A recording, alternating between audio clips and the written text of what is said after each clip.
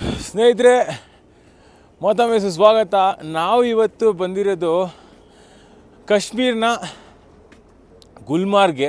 ಗುಲ್ಮಾರ್ಗ್ನಲ್ಲಿ the world's tallest cable ride. So ಸುಮಾರು ಜನ ಬಂದಿರ್ತಾರೆ. ಆಲ್ಮೋಸ್ಟ್ ಒಂದು ದಿನಕ್ಕೂ ಏನಿಲ್ಲ ಅಂತಂದ್ರೂ 1000-2000 ಜನ ಒಂದು ಲೈನಲ್ಲಿ ನಿಂತು ಒಳಗೆ ಹೋಗ್ತಾರೆ. ಇವತ್ತು ಸಂಡೇ ಆಗಿರೋದ್ರಿಂದ ತುಂಬಾ ಜನ ಬಂದಿರ್ತಾರೆ ಅಂತ ಎಕ್ಸ್ಪೆಕ್ಟ್ ಮಾಡಿದ್ದೀನಿ. ನೋಡೋಣ. ಸೊ